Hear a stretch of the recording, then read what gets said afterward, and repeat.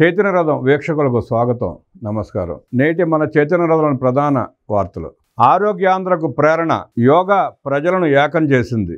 Guinness రికార్డుపై ప్రధాని మోదీ స్పందన. విశాఖపట్నం వేదికగా జరిగిన యోగాంధ్ర కార్యక్రమం గిన్నిస్ రికార్డును సాధించింది. 3,01,05 మంది పాల్గొని సరికొత్త రికార్డు సృష్టించిందంటూ గిన్నిస్ వరల్డ్ రికార్డ్ చేసిన పోస్టుపై ప్రధాని నరేంద్ర మోడీ స్పందించారు. మోదీతో పాటు ముఖ్యమంత్రి నారా చంద్రబాబు నాయుడు, ఉప ముఖ్యమంత్రి పవన్ కళ్యాణ్, మంత్రి నారా లోకేష్ కూడా స్పందించారు. యోగా మరోసారి ప్రజలందరినీ ఏకం చేస్తుందని చెప్పి మోడీ పేర్కొన్నారు. యోగాని తమ జీవితంలో భాగస్వామ్యం చేసుకోవాలన్న ఏపీ ప్రజలను మోదీ అభినందించారు. విశాఖపట్నంలో జరిగిన యోగాంధ్ర కార్యక్రమం చాలా మందిని ఆరోగ్యవంతులుగా ఉంచేందుకు తోడ్పడుతుందని ఈ సందర్భంగా ప్రధానమంత్రి వ్యాఖ్యానించారు. యోగాంధ్రతో సరికొత్త చరిత్ర సృష్టించామన్నారు మంత్రి నారా లోకేష్. పాల్గొన్న ప్రతి ఒక్కరికి అభినందనలు తెలియజేశారు మంత్రి లోకేష్. యోగాంధ్ర ప్రపంచ రికార్డులను బ్రేక్ చేసి సరికొత్త చరిత్ర సృష్టించిందంటూ మంత్రి లోకేష్ సోషల్ మీడియా ప్లాట్ఫామ్ వేదికగా స్పందించారు.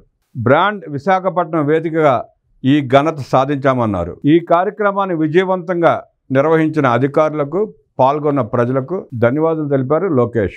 3,01,05 మందితో యోగా నిర్వహించాం. ఆంధ్రప్రదేశ్ ప్రభుత్వం నిర్వహించిన యోగాంధ్రను గిన్నీస్ వరల్డ్ బుక్లో రికార్డు చేసిందంటూ ఆ సంస్థ చేసిన ట్వీట్ని రీట్వీట్ చేశారు నారా లోకేష్.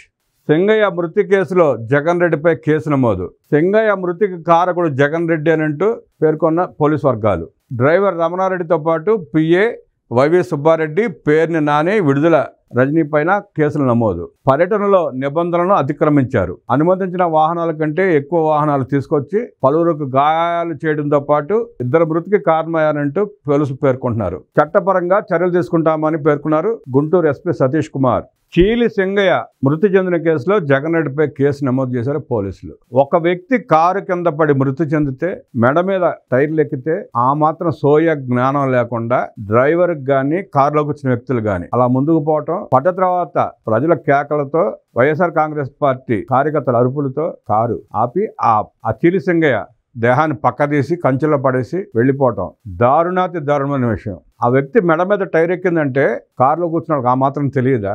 లేదు పొరపాటున ప్రమాదం జరిగిందనుకున్న వెంటనే వాహనాన్ని ఆపి వేరే వాహనంలో హాస్పిటల్కి పంపించడం, అతని క్షేమ సమాచారాలు తెలుసుకునే బాధ్యత జగన్మోహన్ రెడ్డికి లేదా?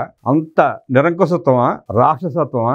ఎప్పుడో సంవత్సరం క్రితం చనిపోయిన వ్యక్తి కుటుంబాన్ని పరామర్శించడానికి వెళ్ళటం, రౌడీ షీటర్ అయిన ఆ నాగమల్లేశ్వర విగ్రహాన్ని ఆవిష్కరించడం జగన్మోహన్ రెడ్డి అనే రాక్షసత్వాన్ని ప్రతిబింబిస్తున్నాయి. చీలి సింగయ్య కూడా నీ పార్టీ కార్యకర్తనే కదా, మరి ఎందుకు పరామర్శించలేదు? ఎందుకు స్టేట్మెంట్ ఇవ్వలేదు? ఆ మరునాడు ఎప్పుడో సాక్షి విలేకరులను కూర్చోబెట్టుకుని గంటకు పైగా ఉపన్యాసం ఇచ్చాడు. చీలి సింగయ్య పేరు ఎక్కడ ఎత్తలా, సత్యనపల్లిలో చనిపోయిన కార్యకర్త పేరు ఎక్కడ ఎత్తలా.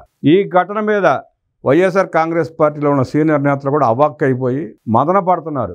ఏంటి రాక్షసత్వం? స్పందించకపోవడం ఏంటి? ఎప్పుడో చచ్చిపోయిన కార్యకర్త కుటుంబాన్ని పలకరించడానికి వెళ్తే 2 కార్యకర్తలను పొట్టన పెట్టుకుంటావా జగన్ రెడ్డి అంటూ రాష్ట్ర ప్రజలు నిలదీస్తున్నారు. సిగ్గు లేకుండా ఆ కారులో కూర్చుని స్పందించకుండా ఇప్పటిదాకా వైవి సుబ్బారెడ్డి కానీ, అంబడి రాంబాబు కానీ, విడుదల రజనీ కానీ స్పందించకుండా ఆ కుటుంబానికి డబ్బులు ఇచ్చామంటూ చేసిన వ్యాఖ్యలను కూడా ప్రజలు చేదరించుకుంటున్నారు. ఒక వ్యక్తి ప్రాణం తీసి అంబడి రాంబాబు ఇంకా ముందుకెళ్ళిన తర్వాత పోలీసులను తోసేస్తూ, డిఎస్పీ మీద ఫైర్ అవుతూ, బారికేట్లు తోసేస్తూ చేసిన వీరంగం కూడా చూసాం. సిగ్గు లేదా అంబటి రాంబాబు? నువ్వు మనిషివేనా? నీకు బాధ్యత లేదా? నీ నియోజకవర్గంలో ఒక ఓటరు నీ కారు కింద పడి చనిపోతే మీకు బాధ్యత లేదా? స్పందించరా? నిరుపేద దళితుడని చెప్పి మీకు చులకన? ఎంతమంది దళితుల ప్రాణాలు తీస్తారా మీరు?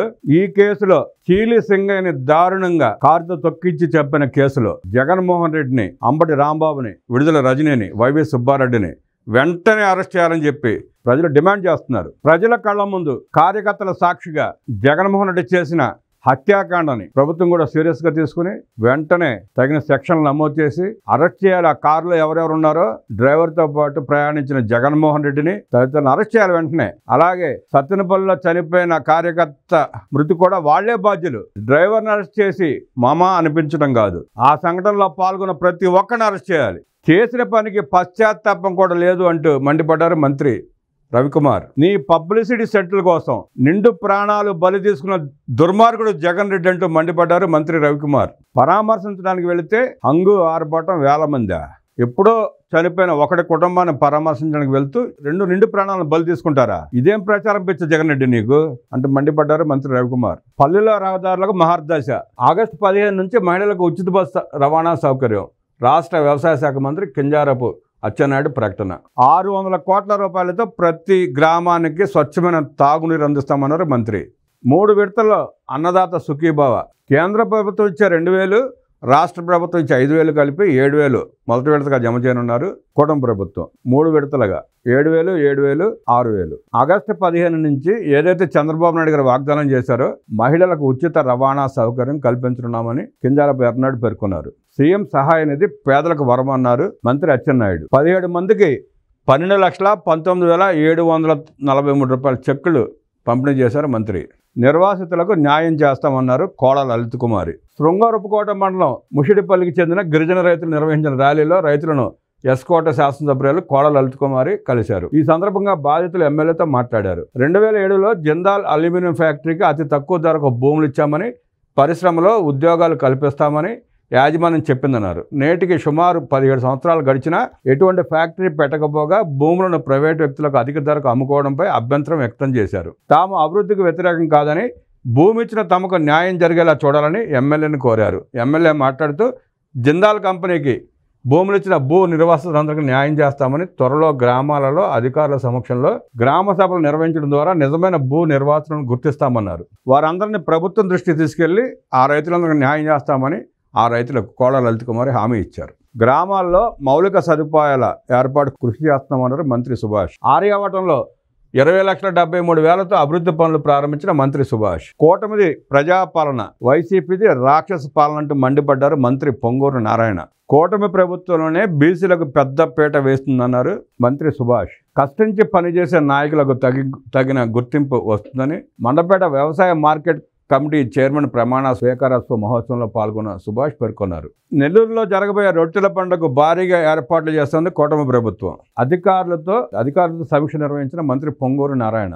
నిరుపేద విద్యార్థులకు మాత్రమే విఆర్ హై స్కూల్లో ప్రవేశం ఉంటుందన్నారు మంత్రి పొంగూరు నారాయణ. నేటి తన ఉన్నత స్థితికి కారణమైన విద్యాబుద్ధులు నేర్పించిన విఆర్సీ పాఠశాల అభివృద్ధిని తన కర్తవ్యంగా బాధ్యతగా భావించి ఆధునీకరించామని మంత్రి పొంగూరు నారాయణ పేర్కొన్నారు. ఈ సందర్భంగా మంత్రి నారాయణ మాట్లాడుతూ చంద్రబాబు నాయుడు గారు ప్రవేశపెట్టిన P4 కార్యక్రమాన్ని ఆదర్శంగా తీసుకుని విఆర్సీ స్కూల్ని ఆధునీకరించి అత్యాధునిక సదుపాయాలు కల్పించడం నా బాధ్యతగా గుర్తించి విఆర్సీ హై స్కూల్ని అభివృద్ధి చేశారంటూ తెలిపారు పొంగూరు నారాయణ. యోగాంధ్ర సక్సెస్ని జీర్ణించుకోవాలని జగన్మోహన్ రెడ్డి అంటూ మండిపడ్డారు కదిరి ఎమ్మెల్యే కందికొండ ప్రసాద్. ఏ కార్యక్రమాన్ని కూడా జగన్మోహన్ రెడ్డి జీర్ణించుకోలేడు. పెన్షన్ 3,000 నుంచి 4,000 చేయలేరు అనుకున్నాడు. చేసేటప్పటికి కళ్ళు బయర్లు కమ్మాయి. అన్నా క్యాంటీన్లు తెరవలేరు, పేద ప్రజలకు అన్నం పెట్టలేరు అనుకున్నాడు. 203 అన్నా క్యాంటీన్లు చేసి లక్షల మంది పేద ప్రజలకు 3 పూట్ల కడుపు నిండా అన్నం పెడతా ఉంటే కడుపు మంట అల్లలాడిపోతున్నాడు. తల్లి దీవెన ఇవ్వలేరు, చేత కాదు అనుకున్నాడు. ఒకే రోజు 67,30,000 మంది తల్లుల ఖాతాల్లో నగదు జమ చేసేటప్పటికి మతి భ్రమించి గింగరాలు తిరుగుతున్నాడు. అన్నదాత సుఖీభవ ప్రకటించారు. తొలి విడతగా 7,000 జమ చేయనుంది ప్రభుత్వం. త్వరలో ఆగస్టు 15 నుంచి ఏదైతే మహిళలకు ఉచిత బస్సు ప్రయాణం అన్నారో ఆ వాగ్దానం నెరవేర్చే భాగంగా కార్యక్రమానికి రూపకల్పన చేశారు. ఆగస్టు 15 నుంచి రాష్ట్రంలో ఉన్న మహిళలు ఉచిత బస్సు ప్రయాణానికి ఏర్పాట్లు చేస్తున్నారు. ఇవన్నీ చూసి జీర్ణించుకోలేక అడుగడుగున అడ్డం పడుతూ తన వికృత చేష్టలను బయట పెట్టుకుంటూ పరామర్శల పేరుతో, రౌడీలకు సన్మానాల పేరుతో దండలేసే కార్యక్రమాన్ని చేపట్టి ఎప్పుడో చచ్చిపోయిన వాళ్ళ కోసం కొత్తగా మళ్ళీ మనుషులు చంపుకుంటా తొక్కుంటా వెళ్తున్నాడు. జగన్మోహన్ రెడ్డి 2.0 చూపిస్తా అన్నాడు. ప్రోమో చూపిస్తున్నాడు. ఎప్పుడో అధికారంలోకి వచ్చినాక చూపించేది వేరే రకంగా ఉంటుంది. ఇప్పుడు నా ప్రోమో చూడండి అని మనం చూసాం. ఆ వికృత యాత్రలో 2 ప్రాణాలను బలి తీసుకోవడం, అది మనుషులను చంపడమే, తొక్కుకుంటా వెళ్ళడమే జగన్ 2.0 కార్యక్రమం. అధికారంలో లేకపోతే ఈ రకంగా చంపుకుంటే వెళ్తున్నాడు. పొరపాటున మళ్ళీ మోసపోతే రాష్ట్రం అంతా శ్మశానమే. అందరిని తొక్కుకుంటా లేపుకుంటూ పోయి రాష్ట్రాన్ని ఆక్రమించుకుని శ్మశానంలో కూర్చొని ఫిడేలు వాయించుకుంటూ ఉంటాడు. అది ఆయన ఉద్దేశం. రాష్ట్రాన్ని అభివృద్ధి చేసే నేత కావాలో, రాష్ట్రాన్ని శ్మశానం చేసి ఫిడేలు వాయించుకునే జగన్మోహన్ రెడ్డి కావాలో ప్రజలంటే ఏదైతే గతంలో తనకేసిన 39% ఓట్లు వేసిన ప్రజలు ఉన్నారో వాళ్ళు తెలుసుకోవాలి. వాళ్ళలో మార్పు రావాలి. మీ పిల్లలకు ఉద్యోగాలు కావాలా, మీ పిల్లలను సైకోలుగా తయారు చేసే జగన్మోహన్ రెడ్డి కావాలా, తేల్చుకోండి.